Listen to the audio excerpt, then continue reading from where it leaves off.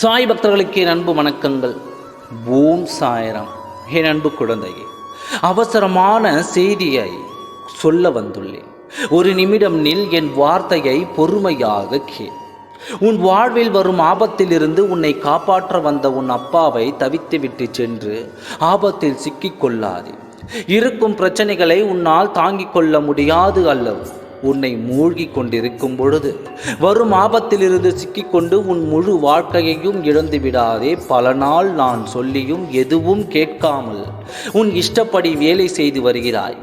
அதனால்தான் பல புதிய பிரச்சனைகளும் உருவாக்கி வருகிறது. ஆபத்து இப்பொழுது உன் காலடியில் இருக்கிறது.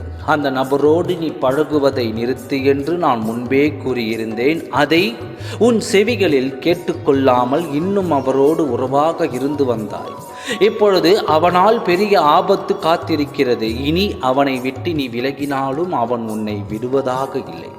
உன்னை பின்பற்றி கொண்டேதான் வருவான்.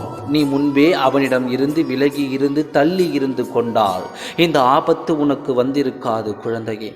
யாருடனும் அளவுக்கு மீறி பழகாதே என்று உன் அப்பா நான் உனக்கு வாக்கு கொடுத்தேன். ஆனாலும் நீ அவர்களோடு அளவில்லாத அளவுக்கு நட்பாகவும் உறவாகவும் இருந்து வருகிறாய்.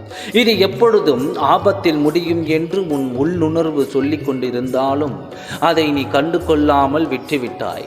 அவன் எண்ணம் முழுக்க கூடிய விஷயம், அதாவது அவன் எண்ணம் முழுக்க கொடிய விஷம் நிறைந்ததாக, எப்பொழுதும் எல்லோருக்கும் தீயதை மட்டும்தான் செய்வான். அவனால் நன்மை பெற்றவர்கள் இங்கே யாரும் இல்லை. முடிந்தவரை கெடுதல் தான் கொடுத்து கொண்டிருப்பான். அவன் வேஷம் போட்டது நல்லவன் என்ற போர்வையை சுமந்து கொண்டிருக்கிறான். நாளைக்குள் அவனது எண்ணத்தையும் அவனது உண்மையான உருவத்தையும் நீ முழுமையாக புரிந்து கொள்ளப் போகிறாய். அவன் யார் என்று என்னிடம் நீ கேட்டு தெரிந்து கொள்ள வேண்டும் என்று நீ ஆசைப்படுகிறாய் என்று எனக்கு தெரியும்.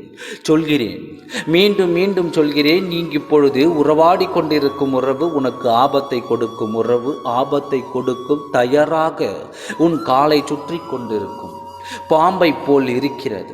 எப்பொழுது உன்னை அதை தீர்க்கும் என்று யாருக்கும் தெரியாது. கவனமாக இருந்து உன் வாழ்க்கையை காப்பாற்றிக்கொள். உன்னுடைய உதவிகள் இல்லாமல் உன் சாயப்பா உன் வாழ்க்கையில் எதையும் செய்ய முடியாது. நீ இதை உணர்கின்றாயா?